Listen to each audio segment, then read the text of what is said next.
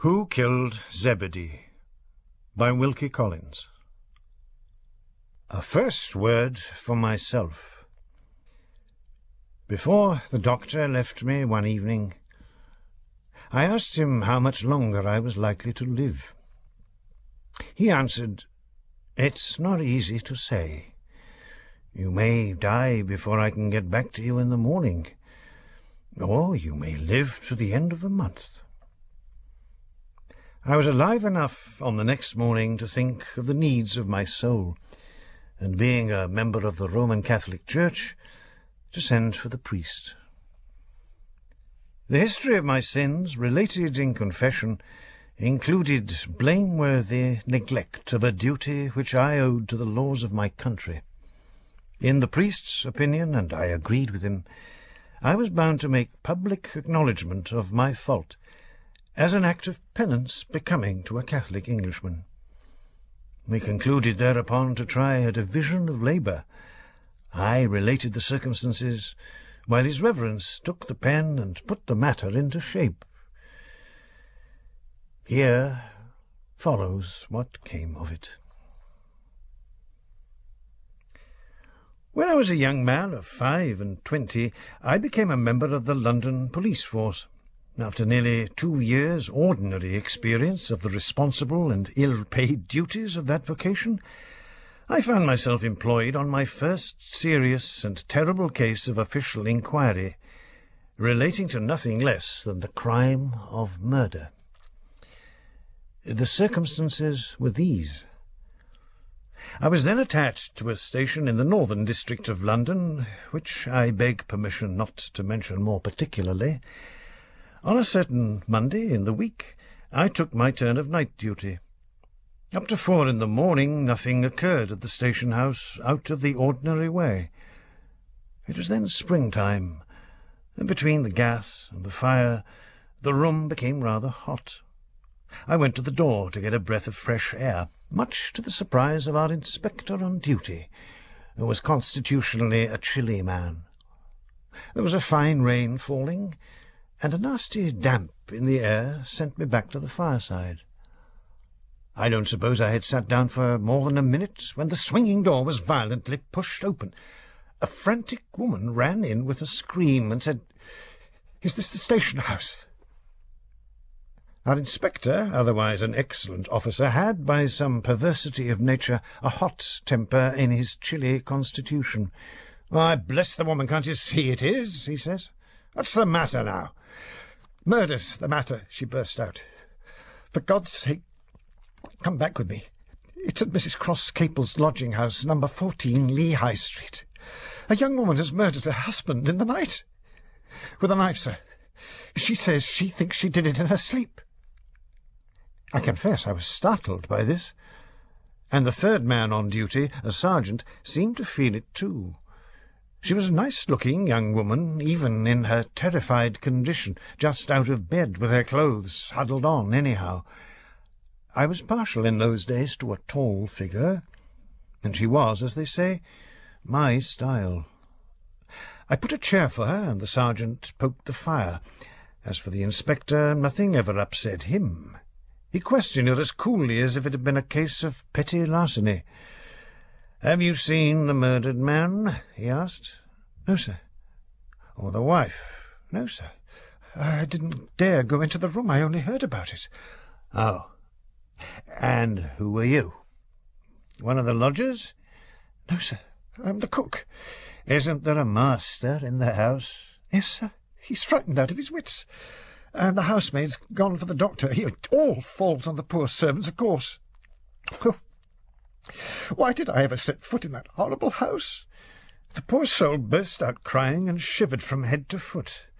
The inspector made a note of her statement and then asked her to read it and sign it with her name. The object of this proceeding was to get her to come near enough to give him the opportunity of smelling her breath. "When people make extraordinary statements," he afterwards said to me, "it sometimes saves trouble to satisfy yourself that they are not drunk. I've known them to be mad, but not often.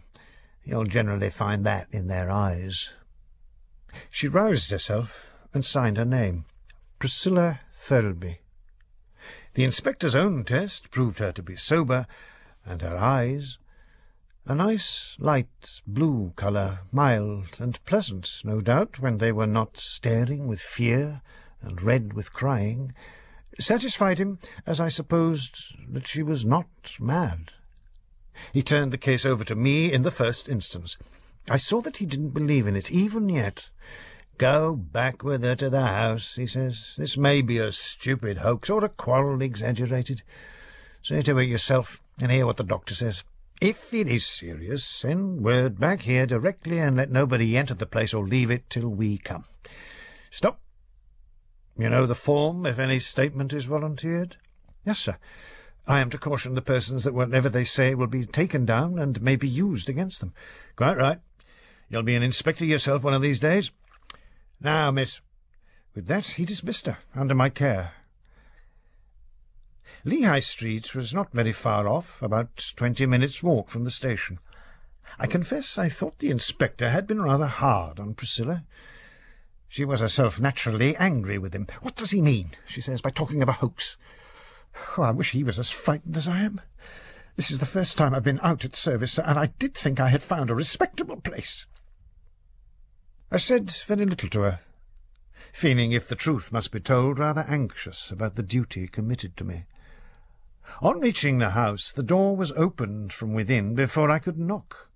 A gentleman stepped out, who proved to be the doctor. He stopped the moment he saw me. "You must be careful, policeman," he says. "I found the man lying on his back, in bed, dead, with the knife that had killed him left sticking in the wound." Hearing this, I felt the necessity of sending at once to the station. Where could I find a trustworthy messenger?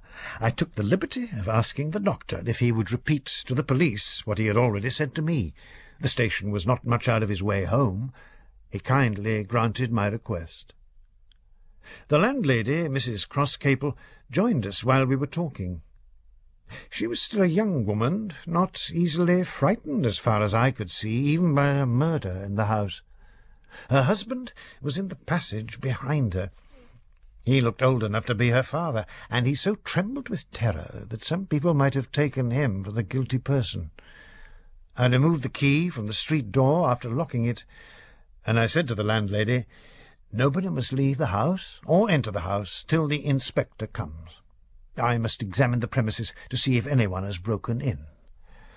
"Well, there is the key of the area gate," she said in answer to me. "It's always kept locked. Come downstairs and see for yourself."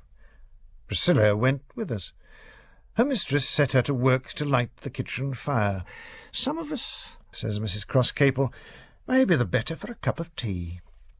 I remarked that she took things easy under the circumstances.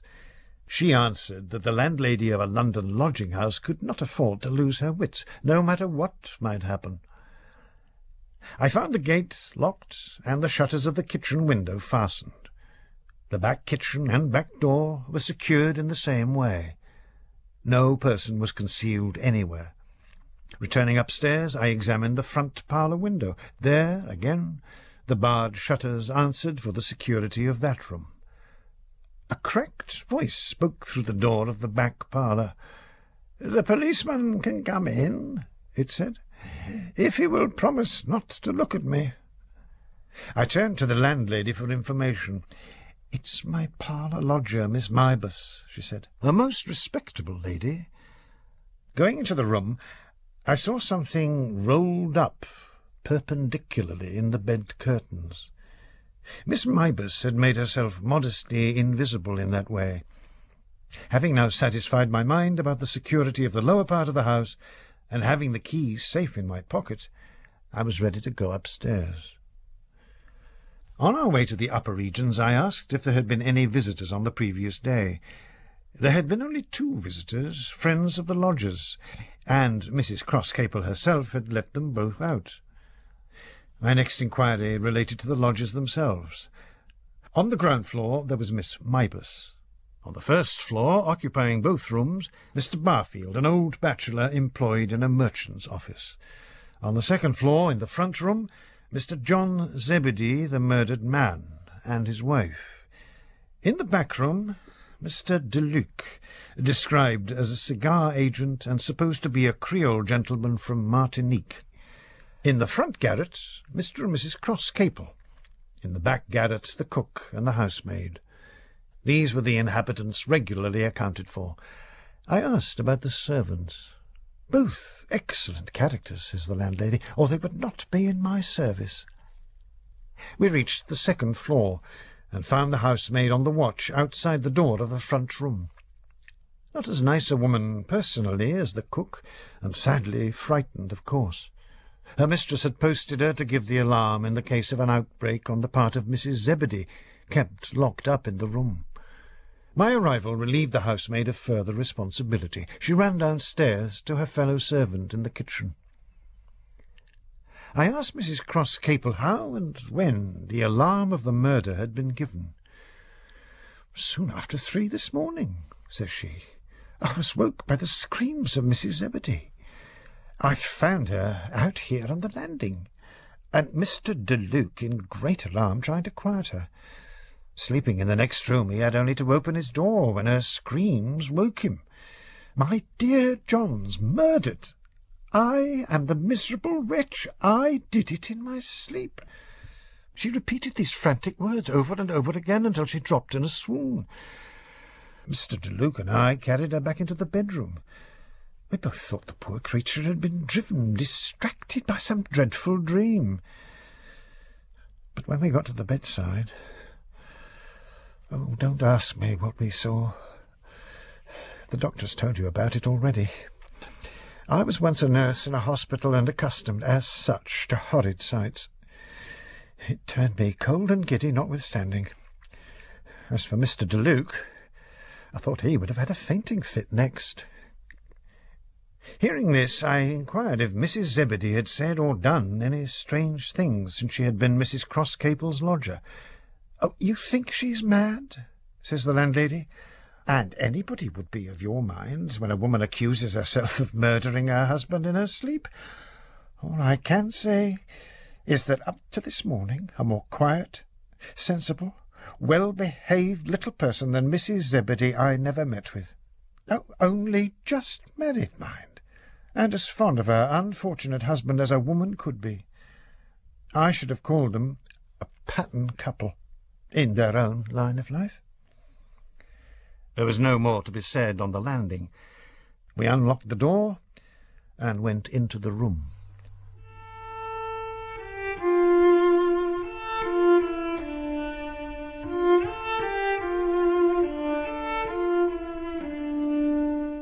He lay in bed on his back as the doctor had described him. On the left side of his nightgown, just over his heart, the blood on the linen told its terrible tale. As well as one could judge, looking unwillingly at a dead face, he must have been a handsome young man in his lifetime. It was a sight to sadden anybody, but I think the most painful sensation was when my eyes fell next on his miserable wife. She was down on the floor, crouched up in a corner, a dark little woman, smartly dressed in gay colours. Her black hair and her big brown eyes made the horrid paleness of her face look even more deadly white than perhaps it really was. She stared straight at us without appearing to see us. We spoke to her, and she never answered a word. She might have been dead, like her husband, except that she perpetually picked at her fingers and shuddered every now and then as if she was cold. I went to her and tried to lift her up. She shrank back with a cry that well-nigh frightened me, not because it was loud, but because it was more like the cry of some animal than of a human being. However quietly she might have behaved in the landlady's previous experience of her, she was beside herself now. I might have been moved by a natural pity for her, or I might have been completely upset in my mind. I only know this. I could not persuade myself that she was guilty. I even said to Mrs. Cross-Capel, "I don't believe she did it." While I spoke, there was a knock at the door. I went downstairs at once, and admitted, to my great relief, the inspector, accompanied by one of our men. He waited downstairs to hear my report, and he approved of what I had done. "It looks as if the murder had been committed by somebody in the house." Saying this, he left the man below and went up with me to the second floor. Before he had been a minute in the room, he discovered an object which had escaped my observation. It was the knife that had done the deed. The doctor had found it left in the body, had withdrawn it to probe the wound, and had laid it on the bedside table. It was one of those useful knives which contain a saw, a corkscrew, and other like implements. The big blade fastened back, when open, with a spring. Except where the blood was on it, it was as bright as when it had been purchased. A small metal plate was fastened to the horn handle, containing an inscription only partly engraved, which ran thus: "To John Zebedee, from—" There it stopped. Strangely enough, who or what had interrupted the engraver's work? It was impossible even to guess. Nevertheless, the inspector was encouraged. "This ought to help us," he said, and then he gave an attentive ear, looking all the while at the poor creature in the corner, to what Mrs. Crosscaple had to tell him. The landlady having done, he said he must now see the lodger who slept in the next bedchamber. Mr. Deluc made his appearance, standing at the door of the room, and turning away his head with horror from the sight inside. He was wrapped in a splendid blue dressing-gown, with a golden girdle and trimmings. His scanty brownish hair curled, whether artificially or not I am unable to say, in little ringlets. His complexion was yellow. His greenish-brown eyes were of the sort called goggle. They looked as if they might drop out of his face, if you held a spoon under them. His moustache and goat's beard were beautifully oiled, and to complete his equipment he had a long black cigar in his mouth. "It isn't insensibility to this terrible tragedy," he explained. "My nerves have been shattered, Mr. Policeman, and I can only repair the mischief in this way. Be pleased to excuse and feel for me."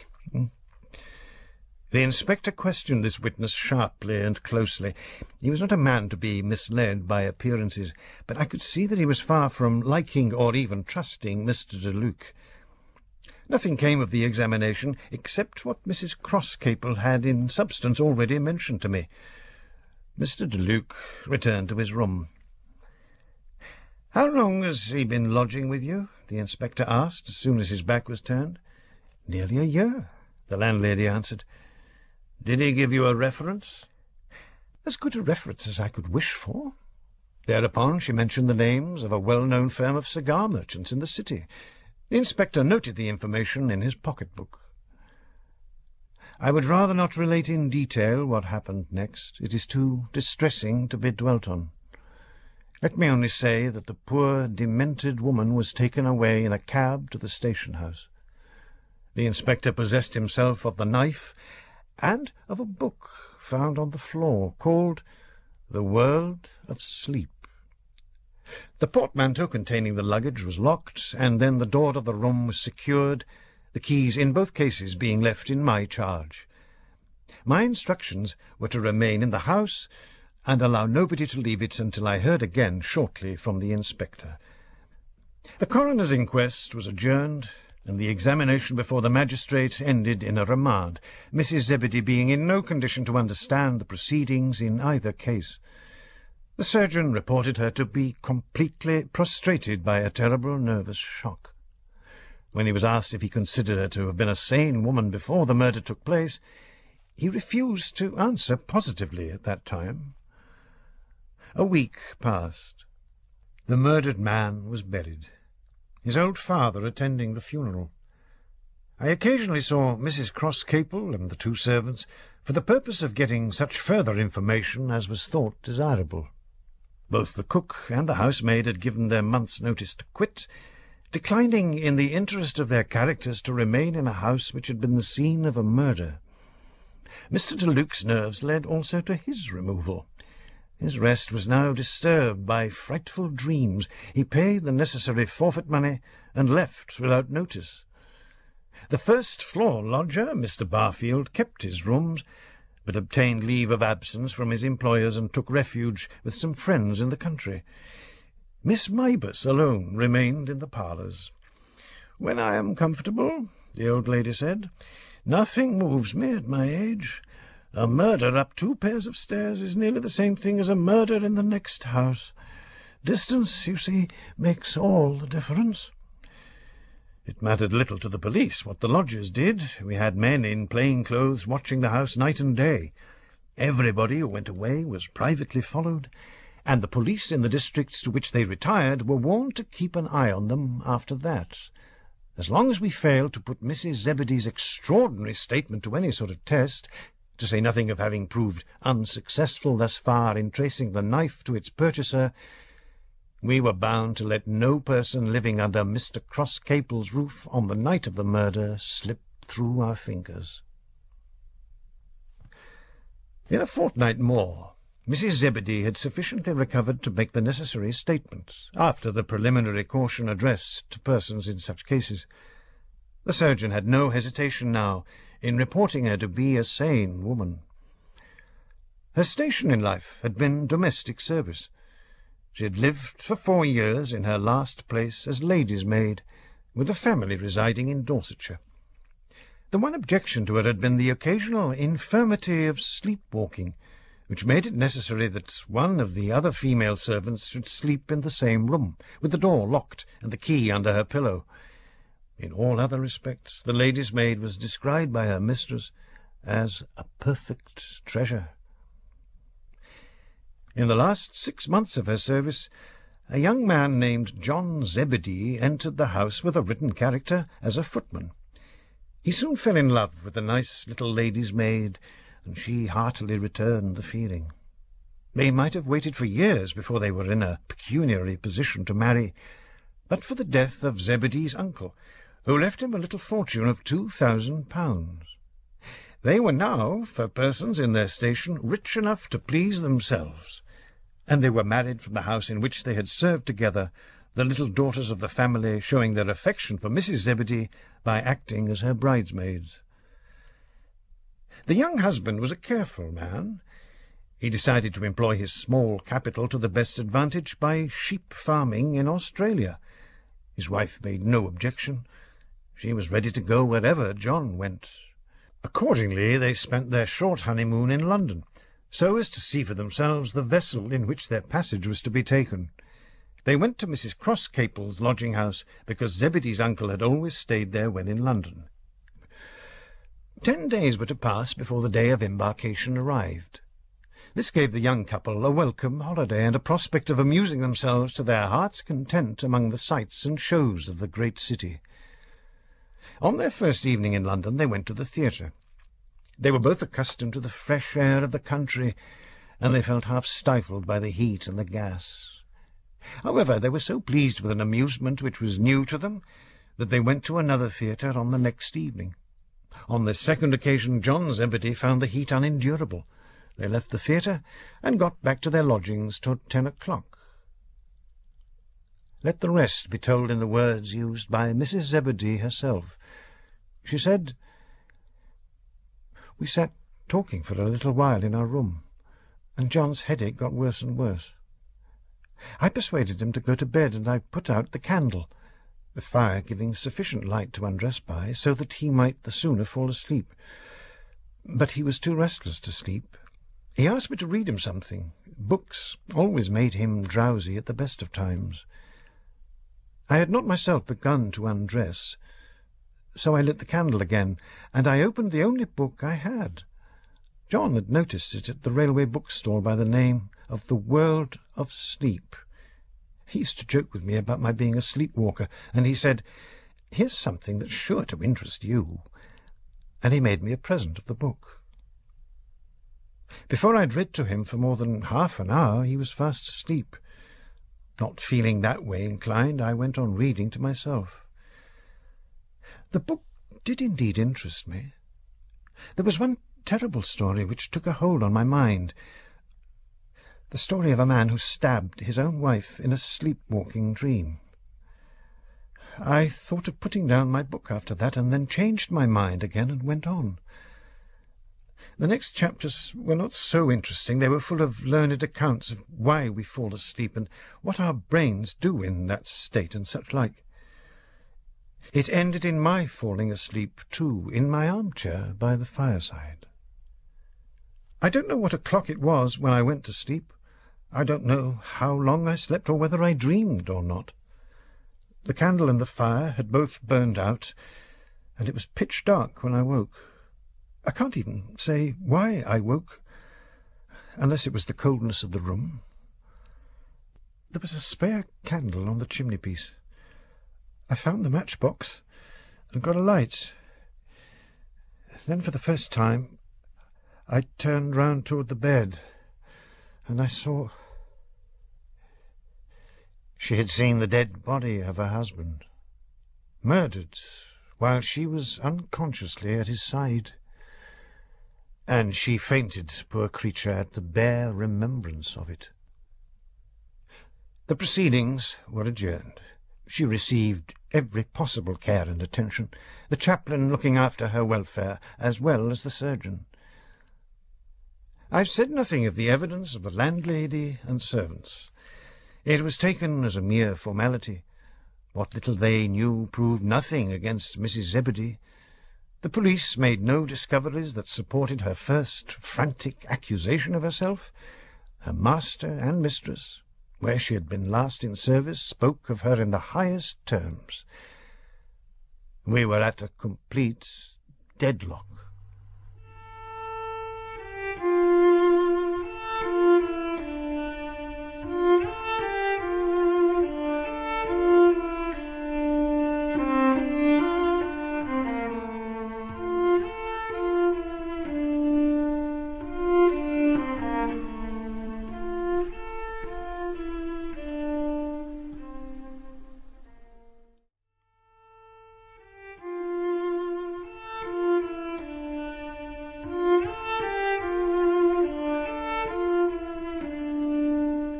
It had been thought best not to surprise Mr. Deluc as yet by citing him as a witness. The action of the law was, however, hurried in this case by a private communication received from the chaplain. After twice seeing and speaking with Mrs. Zebedee, the reverend gentleman was persuaded that she had no more to do than himself with the murder of her husband. He did not consider that he was justified in repeating a confidential communication. He would only recommend that Mr. Deluc should be summoned to appear at the next examination. This advice was followed. The police had no evidence against Mrs. Zebedee when the inquiry was resumed. To assist the ends of justice, she was now put into the witness box. The discovery of her murdered husband, when she woke in the small hours of the morning, was passed over as rapidly as possible. Only 3 questions of importance were put to her. First, the knife was produced. Had she ever seen it in her husband's possession? Never. Did she know anything about it? Nothing whatever. Secondly, did she, or did her husband, lock the bedroom door when they returned from the theatre? No. Did she afterward lock the door herself? No. Thirdly, had she any sort of reason to give for supposing that she had murdered her husband in a sleepwalking dream? No reason, except that she was beside herself at the time, and the book put the thought into her head. After this, the other witnesses were sent out of court. The motive for the chaplain's communication now appeared. Mrs. Zebedee was asked if anything unpleasant had occurred between Mr. Deluc and herself. Yes. He had caught her alone on the stairs at the lodging-house, had presumed to make love to her, and had carried the insult still farther by attempting to kiss her. She had slapped his face, and had declared that her husband should know of it if his misconduct was repeated. He was in a furious rage at having his face slapped, and he said to her, "Madame, you may live to regret this." After consultation, and at the request of our inspector, it was decided to keep Mr. Deluc in ignorance of Mrs. Zebedee's statement for the present. When the witnesses were recalled, he gave the same evidence which he had already given to the inspector, and he was then asked if he knew anything of the knife. He looked at it without any guilty signs in his face, and swore that he had never seen it until that moment. The resumed inquiry ended, and still nothing had been discovered. But we kept an eye on Mr. Deluc. Our next effort was to try if we could associate him with the purchase of the knife. Here again there really did seem to be a sort of fatality in this case. We reached no useful result. It was easy enough to find out the wholesale cutlers who had manufactured the knife at Sheffield by the mark on the blade. But they made tens of thousands of such knives and disposed of them to retail dealers all over Great Britain, to say nothing of foreign parts. As to finding out the person who had engraved the imperfect inscription, without knowing where or by whom the knife had been purchased, we might as well have looked for the proverbial needle in the bundle of hay. Our last resource was to have the knife photographed, with the inscribed side uppermost, and to send copies to every police station in the kingdom. At the same time we reckoned up Mr. Deluc. I mean that we made investigations into his past life on the chance that he and the murdered man might have known each other and might have had a quarrel or a rivalry about a woman on some former occasion. No such discovery rewarded us. We found Deluc to have led a dissipated life and to have mixed with very bad company, but he had kept out of reach of the law. A man may be a profligate vagabond, may insult a lady, may say threatening things to her in the first stinging sensation of having his face slapped. But it doesn't follow from these blots on his character that he has murdered her husband in the dead of the night. Once more, then, when we were called upon to report ourselves, we had no evidence to produce. The photographs failed to discover the owner of the knife and to explain its interrupted inscription. Poor Mrs. Zebedee was allowed to go back to her friends on entering into her own recognizance to appear again if called upon. Articles in the newspapers began to inquire how many more murderers would succeed in baffling the police. The authorities at the Treasury offered a reward of £100 for the necessary information, and the weeks passed, and nobody claimed the reward. Our inspector was not a man to be easily beaten. More inquiries and examinations followed. It is needless to say anything about them. We were defeated, and there, so far as the police and the public were concerned, was an end of it. The assassination of the poor young husband soon passed out of notice, like other undiscovered murders. One obscure person only was foolish enough, in his leisure hours, to persist in trying to solve the problem of who killed Zebedee. He felt that he might rise to the highest position in the police force if he succeeded where his elders and betters had failed, and he held to his own little ambition, though everybody laughed at him. In plain English, I was the man. Without meaning it, I have told my story ungratefully. There were two persons who saw nothing ridiculous in my resolution to continue the investigation single-handed. One of them was Miss Mybus, and the other was the cook, Priscilla Thurlby. Mentioning the lady first, Miss Mybus was indignant at the resigned manner in which the police accepted their defeat. She was a little bright-eyed, wiry woman, and she spoke her mind freely.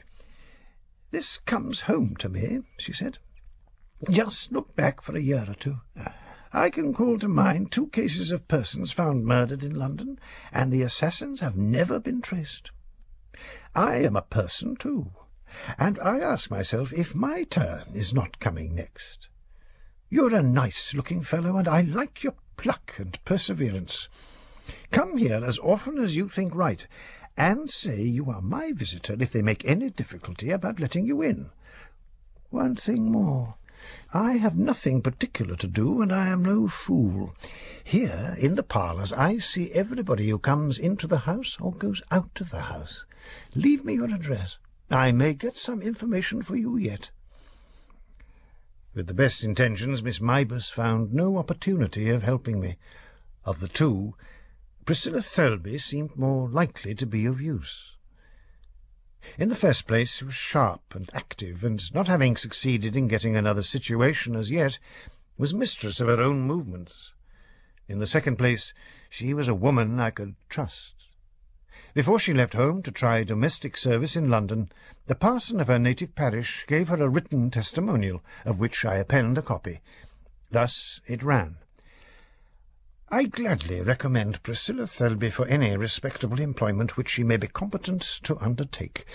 Her father and mother are infirm old people who have lately suffered a diminution of their income, and they have a younger daughter to maintain. Rather than be a burden on her parents, Priscilla goes to London to find domestic employment and to devote her earnings to the assistance of her father and mother. This circumstance speaks for itself.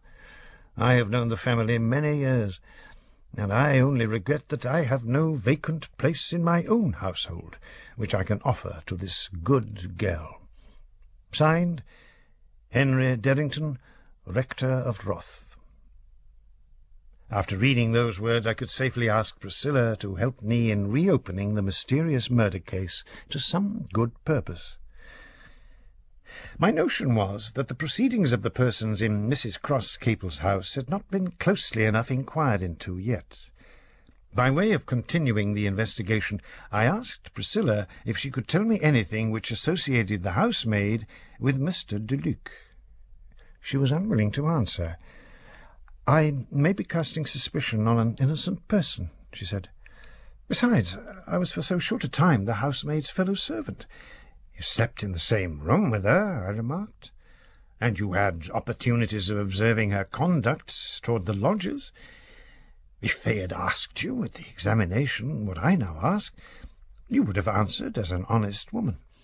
To this argument she yielded. I heard from her certain particulars which threw a new light on Mr. Deluc and on the case generally. On that information I acted. It was slow work, owing to the claims on me of my regular duties, but, with Priscilla's help, I steadily advanced toward the end I had in view. Besides this, I owed another obligation to Mrs. Cross-Capel's nice-looking cook. The confession must be made sooner or later, and I may as well make it now. I first knew what love was, thanks to Priscilla. I had delicious kisses, thanks to Priscilla. And when I asked if she would marry me, she didn't say no. She looked, I must own, a little sadly, and she said, "How can two such poor people as we are ever hope to marry?" To this I answered, "It won't be long before I lay my hand on the clue which my inspector has failed to find. I shall be in a position to marry you, my dear, when that time comes." At our next meeting we spoke of her parents. I was now her promised husband. Judging by what I had heard of the proceedings of other people in my position, it seemed to be only right that I should be made known to her father and mother. She entirely agreed with me, and she wrote home that day to tell them to expect us at the end of the week. I took my turn of night duty, and so gained my liberty for the greater part of the next day. I dressed myself in plain clothes, and we took our tickets on the railway for Yateland, being the nearest station to the village in which Priscilla's parents lived. The train stopped, as usual, at the big town of Waterbank. Supporting herself by her needle while she was still unprovided with a situation, Priscilla had been at work late in the night. She was tired and thirsty. I left the carriage to get her some soda-water. The stupid girl in the refreshment-room failed to pull the cork out of the bottle and refused to let me help her. She took a corkscrew and used it crookedly. I lost all patience and snatched the bottle out of her hand. Just as I drew the cork, the bell rang on the platform. I only waited to pour the soda-water into a glass but the train was moving as I left the refreshment room. The porters stopped me when I tried to jump onto the step of the carriage. I was left behind. As soon as I had recovered my temper, I looked at the timetable. We had reached Waterbank at 5 minutes past 1. By good luck, the next train was due at 44 minutes past 1, and arrived at Yateland, the next station, 10 minutes afterward. I could only hope that Priscilla would look at the timetable too and wait for me. If I had attempted to walk the distance between the two places, I should have lost time instead of saving it. The interval before me was not very long. I occupied it in looking over the town. Speaking with all due respect to the inhabitants, Waterbank, to other people, is a dull place. I went up one street and down another, and stopped to look at a shop which struck me not from anything in itself, but because it was the only shop in the street with the shutters closed. A bill was posted on the shutters, announcing that the place was to let. The outgoing tradesman's name and business, announced in the customary painted letters, ran thus: James Wickham, Cutler, etc. For the first time it occurred to me that we had forgotten an obstacle in our way when we distributed our photographs of the knife. We had none of us remembered that a certain proportion of cutlers might be placed by circumstances out of our reach, either by retiring from business or by becoming bankrupt. I always carried a copy of the photograph about me, and I thought to myself, here is the ghost of a chance of tracing the knife to Mr. Deluc. The shop door was opened, after I had twice rung the bell, by an old man, very dirty and very deaf. He said, "You'd better go upstairs and speak to Mr. Scoria, top of the house." I put my lips to the old fellow's ear-trumpet and asked who Mr. Scoria was. "Brother-in-law to Mr. Wickham. Mr. Wickham's dead. If you want to buy the business, apply to Mr. Scoria." Receiving that reply, I went upstairs and found Mr. Scoria engaged in engraving a brass door-plate.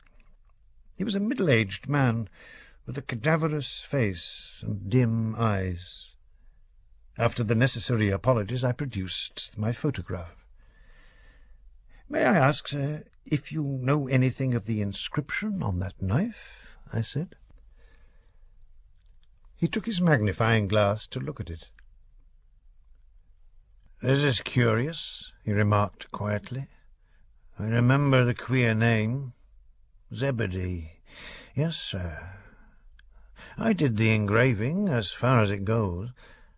I wonder what prevented me from finishing it." The name of Zebedee and the unfinished inscription on the knife had appeared in every English newspaper. He took the matter so coolly that I was doubtful how to interpret his answer. Was it possible that he had not seen the account of the murder? Or was he an accomplice with prodigious powers of self-control? "Excuse me," I said, "do you read the newspapers?" "Never. My eyesight is failing me. I abstain from reading, in the interests of my occupation." "Have you not heard the name of Zebedee mentioned, particularly by people who do read the newspapers?" "Very likely, but I didn't attend to it. When the day's work is done, I take my walk. Then I have my supper, my drop of grog, and my pipe. Then I go to bed. A dull existence, you think? I dare say. I had a miserable life, sir, when I was young. A bare subsistence, and a little rest before the last perfect rest in the grave. That is all I want. The world has gone by me long ago. So much the better." The poor man spoke honestly. I was ashamed of having doubted him. I returned to the subject of the knife. "Do you know where it was purchased, and by whom?" I asked. "My memory is not so good as it was," he said, "but I have got something by me that helps it." He took from a cupboard a dirty old scrapbook.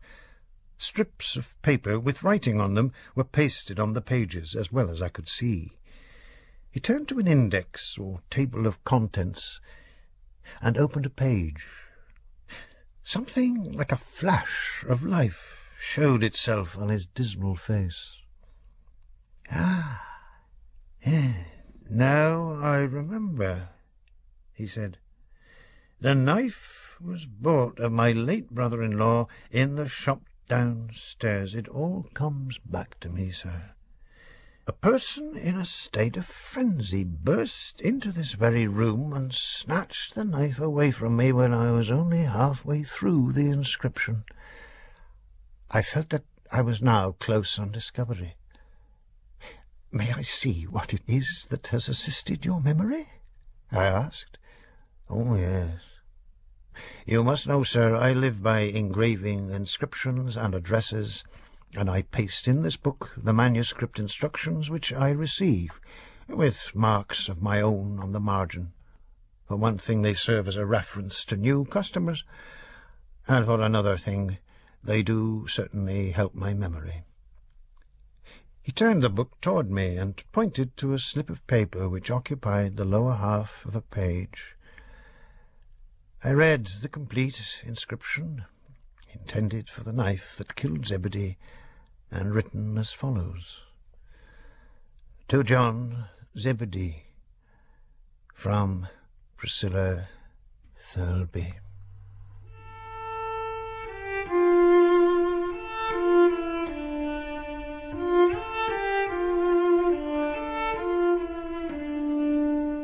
I declare that it is impossible for me to describe what I felt when Priscilla's name confronted me like a written confession of guilt. How long it was before I recovered myself in some degree, I cannot say. The only thing I can clearly call to mind is that I frightened the poor engraver.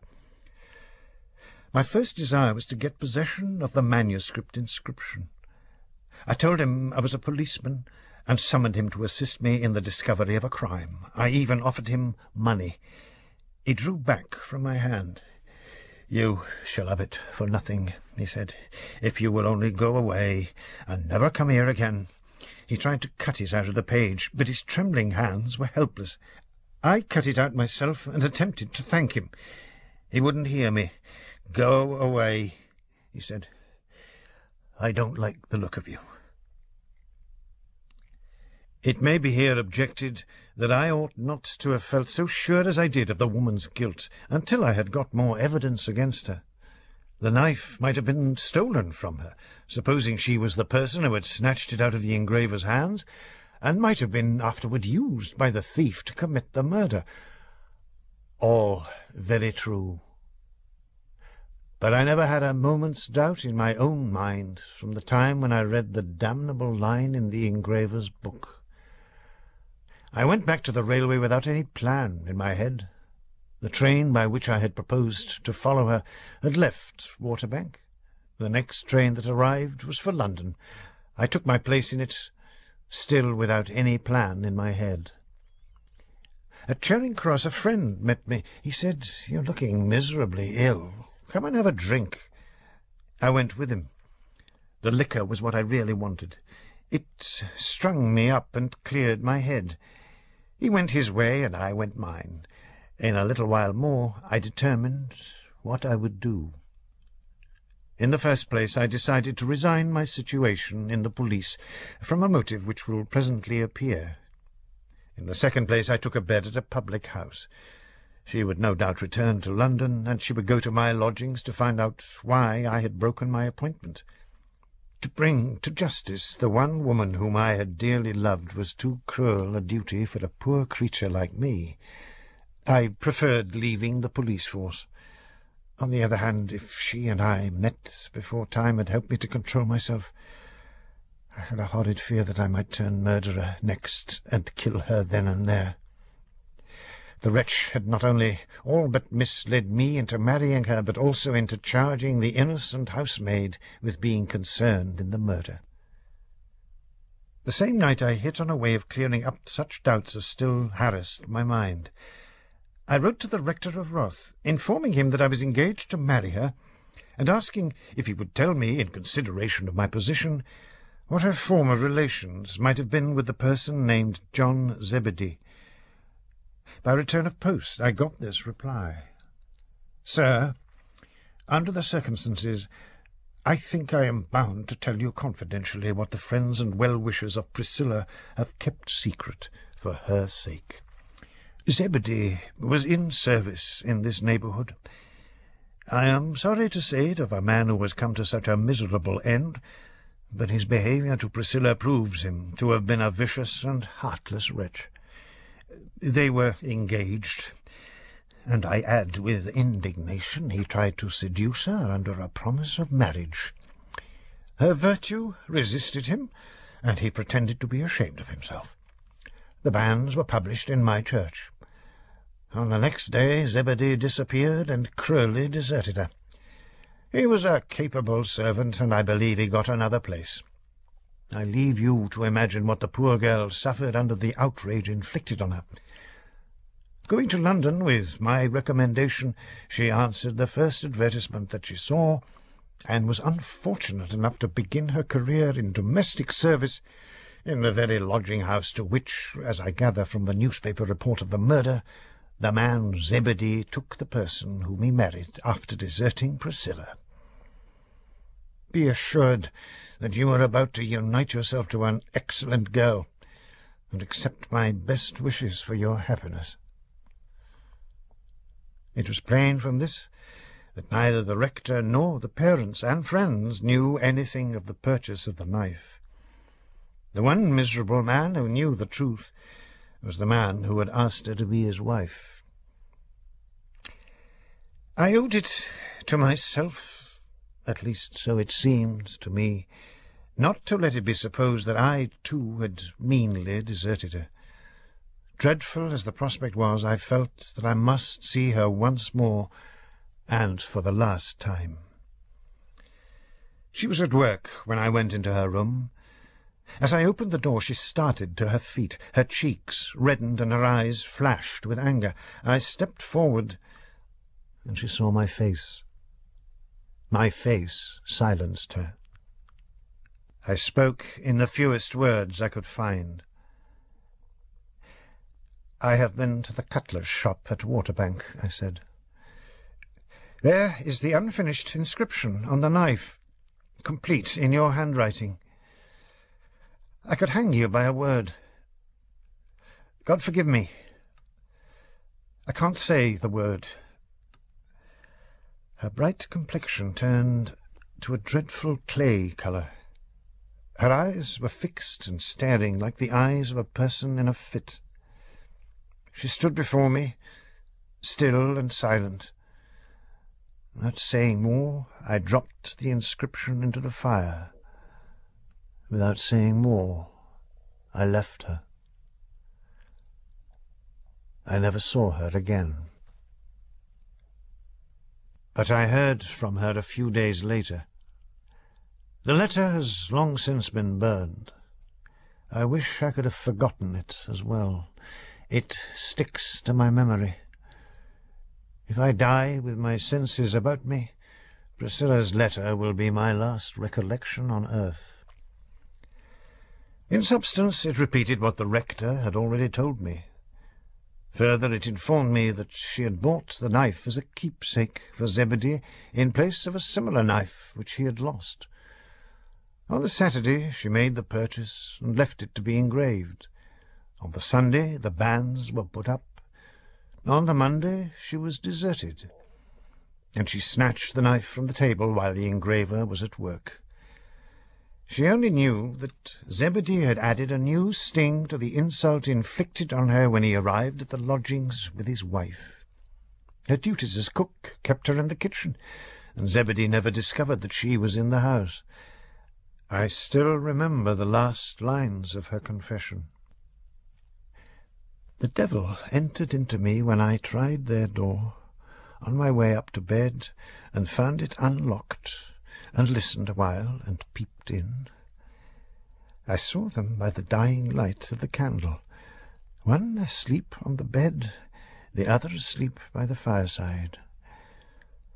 I had the knife in my hand, and the thought came to me to do it. so that they might hang her for the murder. I couldn't take the knife out again when I had done it. Mind this. I did really like you. I didn't say yes because you could hardly hang your own wife if you found out who killed Zebedee. Since the past time, I have never heard again of Priscilla Thurlby. I don't know whether she is living or dead. Many people may think I deserve to be hanged myself for not having given her up to the gallows. They may perhaps be disappointed when they see this confession, and hear that I have died decently in my bed. I don't blame them. I am a penitent sinner. I wish all merciful Christians goodbye forever.